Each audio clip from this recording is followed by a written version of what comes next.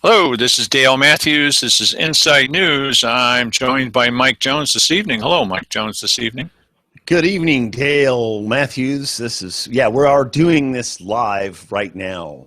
Yes, we are. We certainly are. Just so you know, we didn't tape this earlier and we're deceiving you because we don't do that. Yeah, no, we never would do that. Well, now occasionally we will if we're going to have an interview with somebody and they say, gee, I'm only available at 2 o'clock in the afternoon. Okay. It's our show. We can do that if we want to. It's no inconvenience to you. So I got a call from a supporter of this show and said, hey, just thought you might be interested that the endorsements came out from the Oregon Taxpayers Association. Oh, okay. Well, it seems that one of their big endorsements in this county is for Keith Heck. The Oregon Taxpayers Association? Is there a little paragraph rationale there? Why? No, apparently not. So I called the Oregon Taxpayers Association and I said, do you know who you've backed for this election here in Josephine County? And the guy seemed very nice. He's backpedaling a little bit and was saying, well, we're sort of dependent on what the local media, and maybe a local source would tell us. That's pretty sad. Unfortunately, I mean, the Oregon Taxpayers Association would lose some credibility relying on media for candidate picks. I mean, that's a bad call. I don't care where you live. Well, so the guy was very generous with his time and gave me about 20 minutes. And I did the best that I could to cram in who is the Daily Courier and who the heck are these people who call themselves Republicans, but they're tax and spend Republicans. I said, you would be hard-pressed to find someone that's more adamant about pushing for more taxes on people who've said that they don't want it than Keith Heck. I mean, there are others, but we have another election coming up in November, and I would hate to see these guys make the same kind of mistake. Well, yeah, but, it's the Oregon Taxpayers Association. It's for people who like to pay taxes. I see. No, it's not supposed to be. Oh my gosh. And the guy didn't know about our show. Well, okay. I said, but I tell you what, I'm going to tell you how to get there. And at some time in the future, if you want, let's say another point of view, you might be interested in talking to us because we actually cover politics rather than cover up politics. I gave him the example of the $100,000 cost overrun that was never, brother. Anyway, so, those pictures of those tax and spend Republicans are still on Republican Party headquarters. They're still hanging there. I don't know what those guys are. I think they got the rhino virus. Yeah. Well, I guess if they put an R behind their name, then I guess that's, and hey, look, they're elected commissioners in this town. We don't have anybody else here on our wall that's elected here in this town. So I guess that's how they figure that. Well, I think that these guys picked the wrong letter of the alphabet to put behind their name. Instead of R, it should be Rhino. It should be 0. Keith Heck, 0.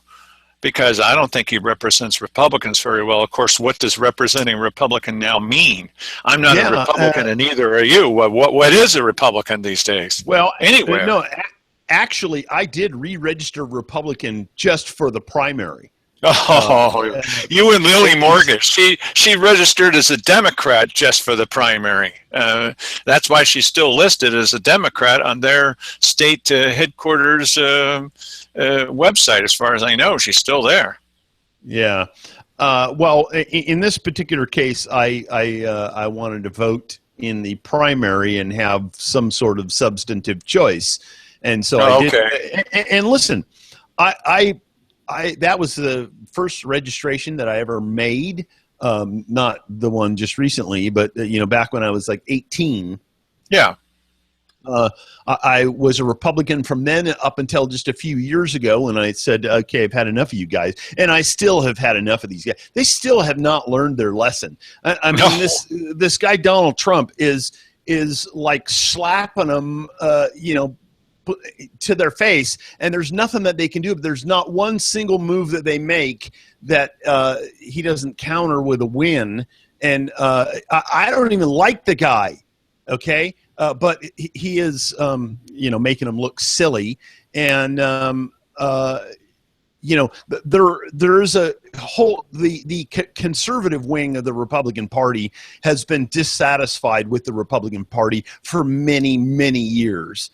And so I don't know what's going to become of them, and I'll tell you, never any place have I ever been that it is more evident. I mean, we have the two opposite extremes of the Republican Party right here. Yes. And one opposite is my end. I'm the dejected conservative, and the other end is Simon Hare and Keith Heck.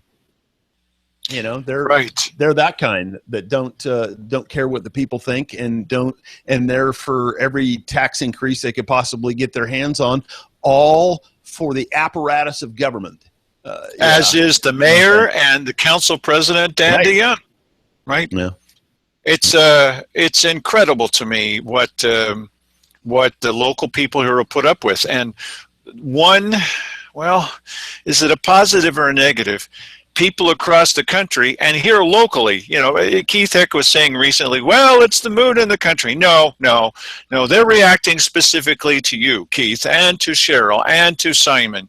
But, there may be something to people having it up to here with this kind of politics, and that may signal a change. I don't know. I think there's a change needed. It's obvious that we do on this show think there's some kind of change needed. Are people going to get out of their comfortable rut and decide, hey, listen, I don't like the motto being, I know we're breaking the law and I don't care? Well, and you know what? I got to tell you, this is where I have concerns, because it seems like instead of one side who, in this particular case, I'll use conservative Republicans who have not been able to find a way to get their party to respond to them, and haven't put enough energy into being activists. Our party is being taken over by the low information wing of the Republican Party. Some people may not like that, but I think it's true. You talk to a lot of these people who are, pushing Trump, and they have no idea why. They speak as though they know what they're talking about, but in reality, they have no idea. They haven't been paying attention, and now all of a sudden they've heard somebody say a few things, and they repeat those things as though they know what's going on. In reality, these people are low information voters, and they haven't been paying any attention to politics, and now all of a sudden they're experts on politics. Well, I was there when the guy was sent down. I mentioned this to you folks before. A guy was sent down from Salem, and he was a Democrat. He was a Democrat operative, and he came down here specifically because he'd been getting a lot of negative feedback about what the Democrat Central Committee was doing. They can deny it all they want to, but I talked with the guy more than once. And he said, yeah, I've come down here. I'm going to stay down here for a little bit and see if I can figure out what's happening with the Democrat Party headquarters. Remember, these are the same people that agreed with the Republicans that there was no difference between the two parties. There's no difference between the two parties in Josephine County. Okay, because we've said that lots of times. It's the Old Boys Network and everybody else. Can you really point out a difference between Cheryl Walker and Keith Heck? I mean, really, a difference? And so this guy comes down. Go ahead. No, I was just saying, if you recall, I think in the way that the dyed-in-the-wool Democrats responded to the call for help from Cheryl Walker is a little bit different type of behavior than people who, who does really support Keith Heck. He doesn't really have a whole lot of that. No, he doesn't. You know, yeah, they did show up for Cheryl. Yeah, they did. Right, they did. Yeah. And this fellow said at the end of his time here, and he was going back, I caught him when he first came in and when he was leaving. And I said, oh, well, give me an idea about how things went. He said, they didn't go well. They didn't? He said, no, I can't help these people. This is the Democrat headquarters, the people who are running it, that just interchange jobs. Now you're the president, now you're the vice president, now you're the treasurer, now you're the secretary. Same people. And I said, well, what do you mean? He says, I don't know what they are. I don't know what they are. He went back and apparently reported back to them, there's no helping these people down there. They're not Democrats. But the point is that when you have apathetic, disinterested populace, you're not going to be able to affect change. And I was referring to the low informationism that we have going on here. On badcounty.com, you see right behind Dale's head there, you see a number of candidate forums where you could go and learn what these people have to say about the issues and make an educated choice as to who you're going to vote for. We're not getting a whole lot of views on these, and they've been popular.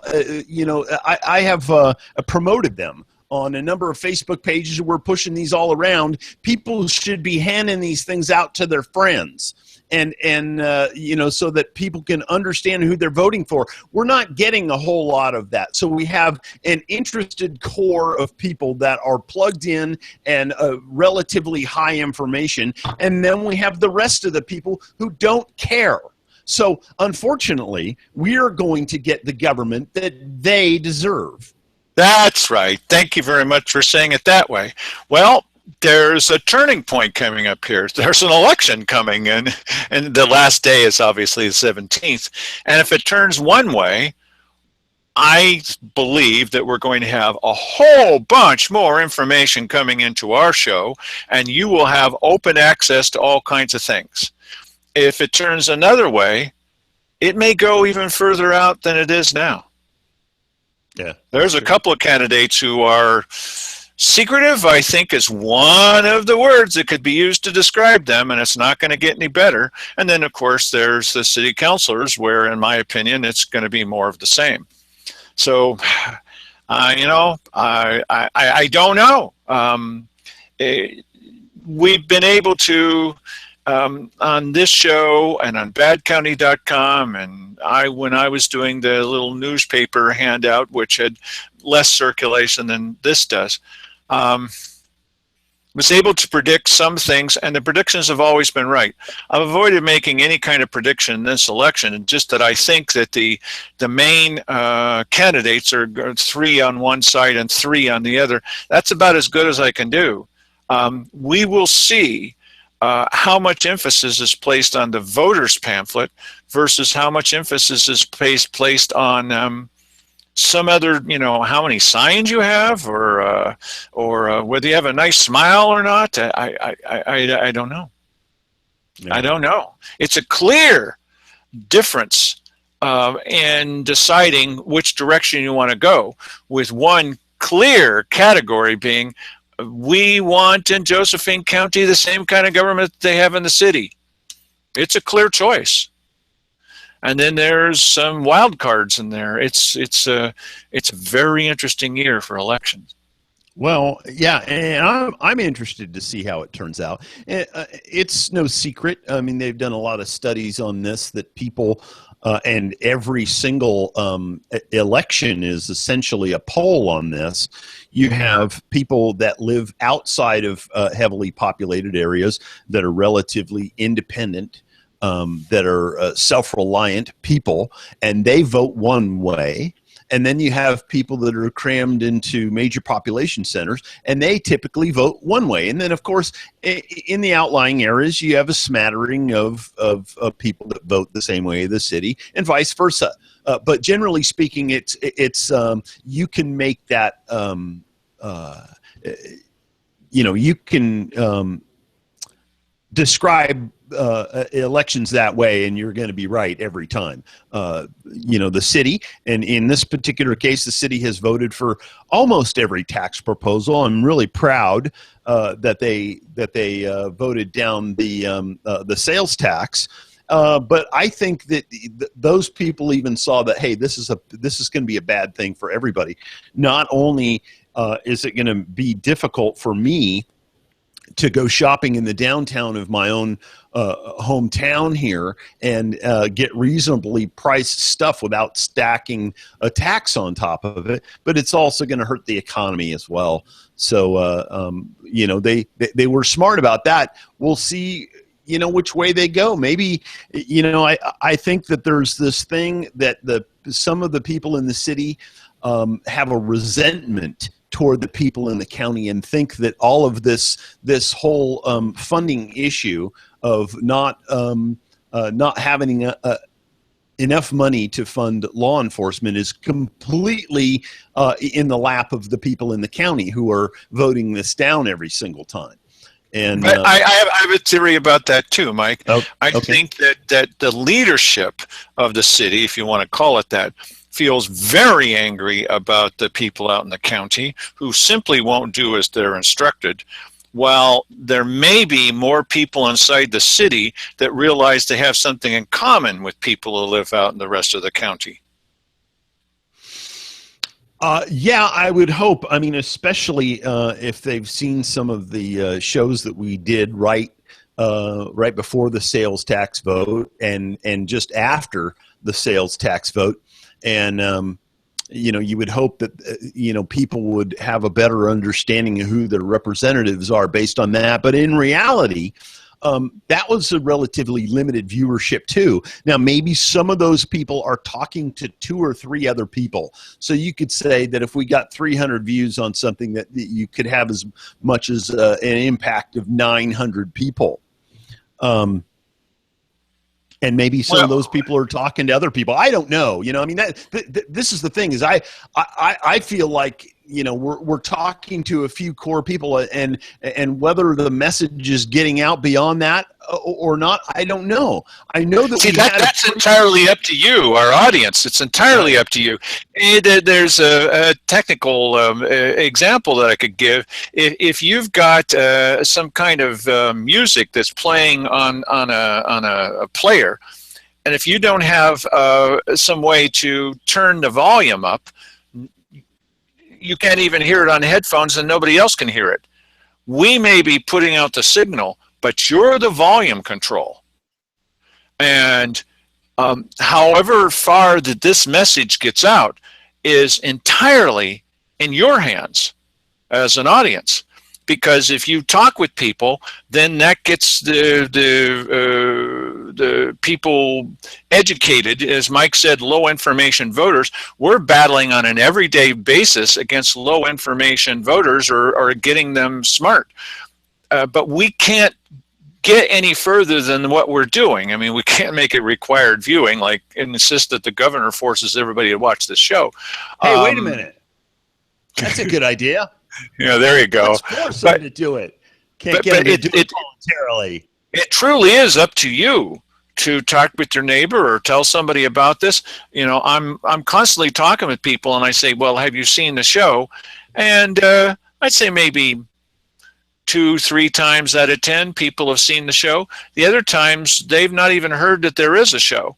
Well, it's the only place. You're not going to get the news about politics from KJO, or most of the time not from the Courier either. There's only, and we're not just giving you opinion, we're showing you the proof. It's not appearing in those venues at all. There's no media coverage of this thing. IV News is worse than useless. It's arguing the opposite direction and not talking about the facts at all, but making stuff up out of nothing. So this is really unfortunate. You know what? We did see a pretty dramatic effect last year when we were arguing against the levy, and then Bill Hunker came in with some stats, and we were, we had some pretty good arguments going through most of the springtime. And you know what? A lot of that stuff got passed around because I was hearing it from other people that I knew damn well knew nothing about this show. Absolutely. And it's weird when I'll say something and Mike will say something, and then I'll hear somebody in a supermarket using exactly the same phrase. I made up the words little back room. Even the commissioners have said it a couple of times. Someone says, well, the commissioners were meeting in the little back room. That's really odd. Yeah. Whoa. That's my phrase. You know, it's not copyrighted or anything. Where's my royalty payment? Yeah, but it's amazing to hear that it does get out there. One of my guesses about what's happening right now is that everybody's forumed out. You know what I mean? Oh, yeah. I'm forumed out. I don't want to see any more forums. But the thing is that I've been to every single one of these things, and you know, for people that haven't even seen one, you really should see at least one. You know, and if we're talking about position 2 on one night and position 3 on another, you really need to see those. For crying out the one loud. to see. The one to see is this one right here. Meet the candidates. This is the one, or Candidates Forum, which is the one that was no. This one right here, Candidates Forum with the swoosh here, because it will remind you of a swoosh, and this is the one to see because this one was directed by Mike. And it has all the candidates in it, and Mike says almost nothing, hello and goodbye, and it's candidates, and nothing but the candidates, as opposed to some other kind of thing at IV, which seemed like a third of the talking was by Dan Mancuso of the IV News. This is the one to watch. Yeah, but anyway, but there they are, and for crying out loud, you know, one would hope that people are paying attention to that. I don't want people making their choices on the basis of a picture in the voter's pamphlet or a voter's pamphlet statement is you know, it's a 30,000 foot overview. If you're asking me, it really isn't not that good. And I would want to have a little bit more exposure to these people and know a little bit more about them. Well, we're definitely going to see. I mean, there are people, in my opinion, who are voting for the 2 city council candidates based on the fact that they're happy, friendly people, and they are. It's odd that they can be happy and friendly, and on the other side be belligerent and obtuse about things. It's a mystery to me how people can be that way. I don't get it. And then there are a couple of candidates who don't want to talk about things in their past. This is very odd for me, and I think it's very odd for Mike, because all we do is tell you, well, not all we do, but we play tape and then we tell you our opinions. So we're constantly out there. There's no secrets. We can't possibly have a secret. Yeah. Mike and I don't. If you wanted to know about either one of us, you know, I'm hoping that I'm coming off as an open book here, and maybe even if I'm not trying to be an open book, that's what's happening. My opinions are spouting out of my mouth, love them or hate them, and so you are getting exposure to exactly who we are as people. And isn't that what you want? I mean, isn't that the kind? And whoever you choose as a candidate, you know, choose Bill Hunker as an example. Bill will. I mean, he's got all the facts and figures. He can list these things ad nauseum. He's got them on the top of his head. And I think most of the time, not all the time, but most of the time, Bill will tell you straight out what he thinks. I like that about him. You compare that with a couple other candidates where you have no idea what they're really thinking. Well, I've got new ideas and I'm going to make changes. What changes? What new ideas? You're not hearing any of it because it's, I think, either one, they don't have a new idea, or two, they don't really, or two, they're just being real cautious and getting elected and saying, mollifying phrases that are going to, make you think that they're on your side. There's one candidate in particular, whatever meeting this person goes to, walks out of the room and people say, boy, that person is really in sync with me. And they could go to a meeting of somebody that thinks exactly the opposite and have them think the same thing. Getting elected.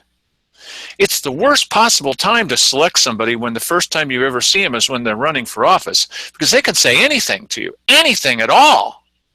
And how are you going to know the difference? Right. Well, thanks for joining us, everybody, and we're going to play videotape. Well, we can start the tape, or we can just talk a little bit more about what's up with politics. Do you have a preference, Mike? Oh, I was nearly out of gas on this anyway, so feel free to roll the okay. All right. Roll the footage. Well, we're going to start with talking about the Grants Pass City Council and social gaming. Social gaming. Yeah. Social what the heck gaming? is that? What is that? Right. So first we'll start with a presentation by not one of my favorite people, Mark Bartholomew. Mike, you want to tell him a little bit about why I have a not exactly the warmest of feelings about Mark Bartholomew? Well, who is he? Mark's the city's attorney, and there were a number of people that challenged the ballot title for the sales tax, and during the courtroom proceedings for that challenge. Number one, the judge told us something we never knew before, and that is nothing is permanent. Okay, so yes, from everlasting to everlasting, yes, nothing is that. So, and then Mark Bartholomew, when telling about and I forget the context of this, but he essentially made the statement that it doesn't matter what the people vote on, because they can change that at any time they want to. They can overrule the city that, council can change it. Right, or they could just they could have just implemented the sales tax without a vote of the people. They don't really need the people's vote, but they wanted to do it for obvious political reasons. Nobody wants the natives coming after you with pitchforks in the middle of the night, and so that's the only reason. Listen, if they had a Trump wall around City Hall, they'd do whatever they wanted to do, and be damned with your opinion about that. Well, I think they do that without the wall. I mean, just a small example is getting close. Is this thing that you said? Well, we don't like the new logo. It was pretty much universal, except for the city council. Right. They like it. So what do we have? They're going to do that, despite what everybody said. It's a small example, but I think it's important that you said very clearly that you hate this thing, that you think it's stupid, that it's a waste of time and money, and they're doing it no matter what you say. Really? Right. The people's opinion means nothing in that scenario, and it makes me wonder. Okay. John Bowen obviously has like dirty pictures of somebody, and they're paying him off. Mike's kidding. Yes, go ahead. We're speculating, as we quite often do on this show. Right. That there has to be. Well, why do they feel like they need to? I mean, the city council got rebuked pretty hard by the citizens of Grants Pass, and yet they continue to give this guy $24,000 a month for this wonderful rebranding idea, and that's just amazing to me. So either somebody is going to get their own payback at a later date, or maybe he's throwing a little bit of cash to somebody around the backside. Hey, you hook me up with a good deal and I'll pay you off around the back. You know, you have to wonder about these things because we don't have any solid information on it. It's a dog campaign. Everybody knows that. So I forget the exact point of that, but there you have it. It's just astounding to me how blatant they've been about ignoring what the people are telling them. I mean, if they don't like what your opinion is, they're just going to do it anyway. Really? And we've got 2 candidates that are coming out of that atmosphere that were part of those decisions. So I don't want to see that happening to the county. We've got it bad enough as it is already with the county. And this would just be a reaffirmation of that. Is that really what people want? Is that really what they want? You know, maybe it is, Mike. I'd like to think that it's not, but we're not going to know for another week. And then we'll know, and then all this foolishness will be over, and then we're going to start it back up again. Thank God it's a week. You know, yes, and not months. I'm very anxious at this point for this to be over, and but it bothers me still that some people on this night of the 16th or the afternoon of the 17th will be opening their voters pamphlet for the first time and having their first exposure to these people. Wow. The first thing they're going to look at is the picture. Yes. Who has a nice picture? And the second thing I'm telling you, I think the most important thing is the voters pamphlet, especially in a primary with 17 choices. And the first thing they're going to look at is the picture. And the second thing they're going to look at is the first paragraph or 2 of the voters pamphlet statement. And then they're going to make their decision. Ay caramba. Yes, sir. Okay, so here is just one more thing in my personal opinion. I think that when the judge came in on that case and Mark Bartholomew was arguing that there wasn't room for even one more word, the word permanent. There just wasn't room for that permanent in there. There was no way it could be edited. One, that's false. That's obviously false. The other thing is that he can look pretty good, this Mark Bartholomew, as long as he's got a stacked deck. And you're going to see exactly what I mean when you watch him make this presentation. You watch the presentation and see if this guy would make it in private enterprise. Listen to his presentation. Here we go. Mark Bartholomew. Take it away, Mark Bartholomew. So tonight I want to talk to you about social gaming. And this fits in with the council goals by encouraging economic opportunities, simply because it would open up a new type of business that's currently not permitted here in Grants Pass. And that is social gaming. So social gaming is defined in the ORS as a game other than a lottery between players in a private home where there's no house bank, house odds, etc. And that's currently allowed. And then there's the other type of social gaming, which is basically the private social gaming, like you go to poker at your friend's house, except it's held at a business. And so pursuant to the ORS, you can have, poker at your friend's house on Friday night without any special authorization from the city. But you can't have that same type of game in a business without express authorization from the city, pursuant to the ORS.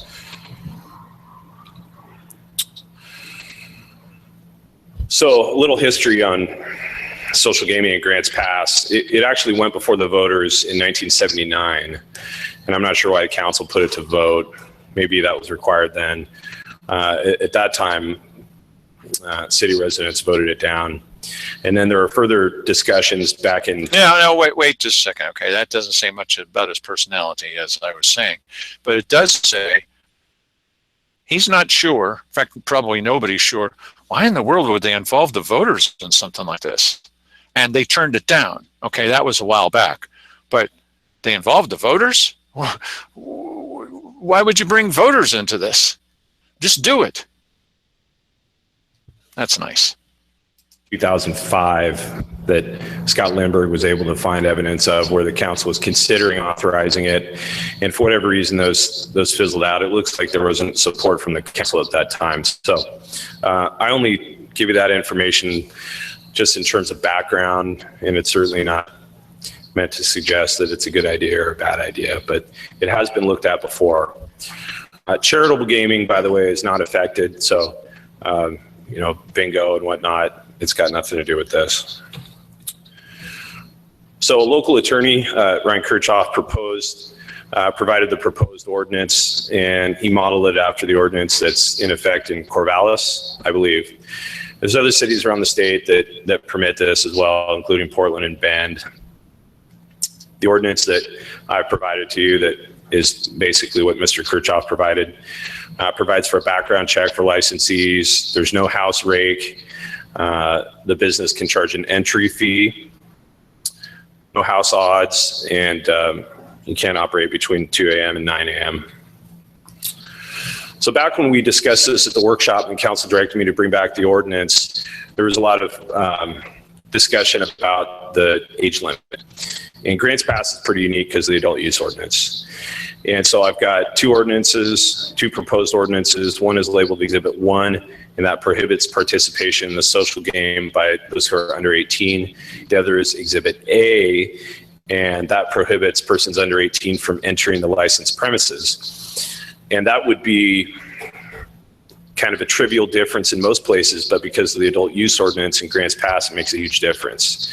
So in a nutshell, the adult use ordinance says if a business prohibits someone from entering all or part of a business on the basis of age, then it automatically falls in the adult use ordinance provisions where you have setbacks from parks, schools, etc. So the option where it says you have to be 18 to play does not implicate the adult use ordinance. The option that says you have to be 18 to enter the premises does implicate the adult use ordinance. So that's something pretty significant for council to consider. Last point on the page here is these establishments may serve alcohol, but that's up to the business and whether or not they get an alcohol permit. Cost implication, undetermined amount of staff time. I wouldn't think it would be too much. We'd have business license fees. There'd be a little more staff time involved with these than with other businesses because there is a background check. It's kind of similar to like a taxi cab driver's license. So it does involve a little bit more staff time for a background check. But there's also, the way the ordinance is proposed, there's also an additional fee for the social gaming license beyond the normal business license fee. And now we're getting to the crux of the matter. So there's no statutory timeline. It's not a land use decision. So council can make a decision tonight. Council can put it off. That's council's prerogative. There's two options for the ordinance for you. Again, there's Exhibit A, where you have to be 18 to even enter, and then Exhibit 1, where you merely have to be 18 to play. So other options, of course, make changes to those proposed ordinances or just simply not permit social gaming. Any questions? Now, he's not telling you a lot of things here. Okay, go ahead, Mike. I got a question. Yes. This looks to me like a revenue generation proposal. There'd be no other reason why they'd want to be into it. And it bothers me. Listen, I don't care if people, want to gamble. That I really don't care about that. There are some people that are, will make a moral judgment about that. I will not. However, what I will say about this and I don't like, because it's an ever increasing part of what's going on in our society right now, these are taxes for stupid people. Okay. They're withdrawing a bunch of money from people who don't have the self-control and don't understand that the odds are stacked in favor of the house, and you are going to lose your money. Well, in one way this or the case other. now, in this case, the odds are not stacked in favor of the House. There's no House odds, but there are some other things that I think you're right on about, and I can explain a little bit more about what this is really about. This isn't about some kind of poker game. Yeah, but here let's understand something. Establishments do not set up gambling venues to gamble themselves. They're allowing a venue for other people to gamble. They ain't gambling at all. They know exactly what's going to happen, and that is you are going to lose your money to us. That's how that works. You know? There's no other rationale for doing it. And, the government's saying, hey, we want a piece of that action. Now, some might say that, wow, this is looking more and more like a corrupt society in which, government resembles organized crime, offering protection to these venues to operate so that there can be some sort of mutual benefit between government and these not organized crime. I mean, it'd be illegal business, but I mean, you see, why would we not want to just encourage and create the conditions across the entire country that would foster economic development? And we know what does this. This is not a secret to anybody, but government stands in the way with a reams and reams and reams of laws and regulations that stop us from having, prosperity. So,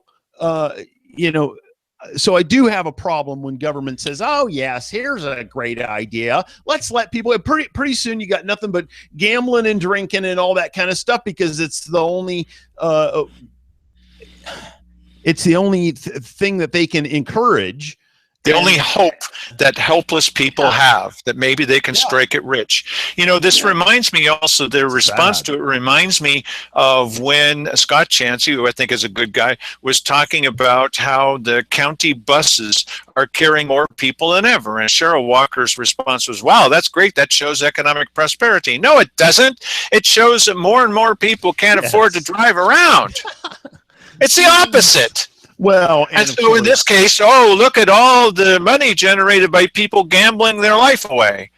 This is a good thing? Yeah, no, it isn't, especially in a county that's as economically depressed as this one. Why would you want to set this firmly in place? And you're right there to some degree, Dale, that hopeless people look for things, and a certain number of people that are weak enough to fall into this trap will pursue hope. I think it's hopelessness, but I think they'll pursue hope, and occasionally they'll get prodded onward by a small win that probably won't come anywhere near to paying off what they already have dumped into it, which just then provokes them to put even more money into it. I mean, is that the best we have to offer?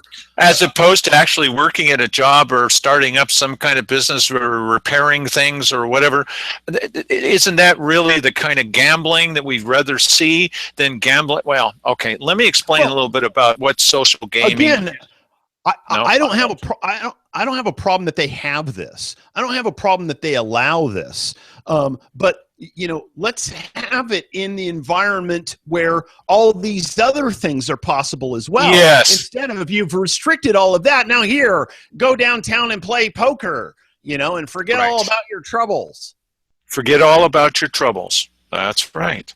It's also a little bit like the people who were growing and selling marijuana to Portland, where most of the venues to buy it are, as opposed to growing marijuana and smoking it themselves. Mm-hmm. One is enterprise, where somebody else is taking the day off of work or all days off work. The other one is just wasting a whole bunch of your life on escaping from reality.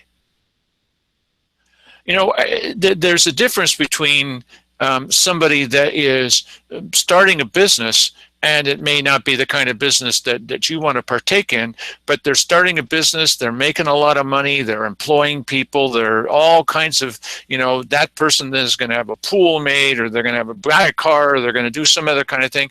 That's one kind of prosperity based on something which just takes you away from reality. I say, thank God that most of that taking away from reality is not centered on Josephine County, but is happening elsewhere. And is there a nicer place for it to happen in Portland? Or maybe Salem? That's my personal opinion. If they want to sail off to the future and be sitting back in a hammock, okay. But I'd rather see our people working. I'm just selfish that way, I suppose. Mm-hmm. Well, there's much more, obviously, to see from this, to hear what the audience has to say. This is a long, long, long meeting, to hear what the counselors have to say. I'm going to give you a little briefing about what this is really going to mean. This is not just going to mean somebody walking into some kind of place and having a beer and playing poker. That's not what this is about.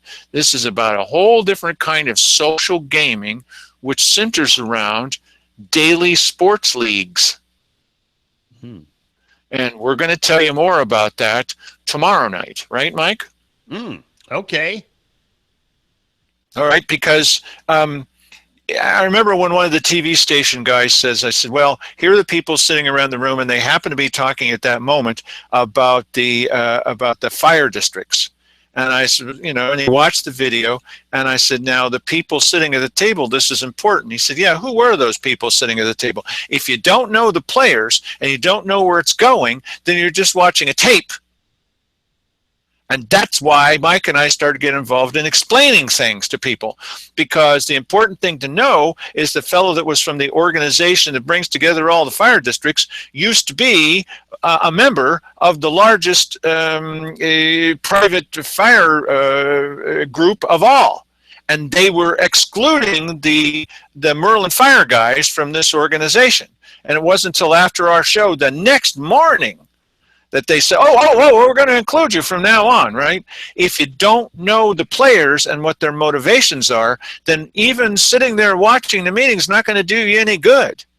Yeah. That's what we do.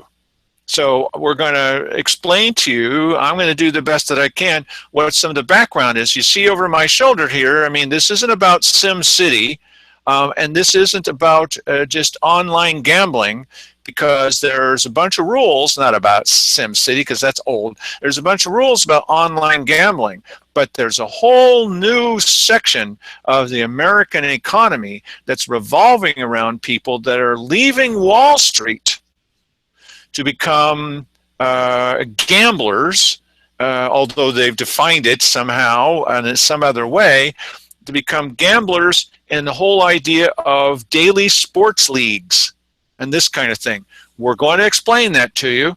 We're going to do it so that everybody understands where this is going and what's hidden behind this, because this seems like, well, okay, I guess they're talking about this. They are not talking about the obvious. They're talking about something else, which is coming on down the pike, and it's big time in San Francisco and LA and up in Portland and other places in Seattle, and it's coming to Grants Pass. So, as they say, right here in River City. Mm-hmm. And then it rhymes with pool. I don't know, something like that. Yeah. Anyway, we will explain more of that to you tomorrow night. So stay tuned all night long. What do you think they should do, Mike? Yeah, stay here. Don't move. Good night, everybody.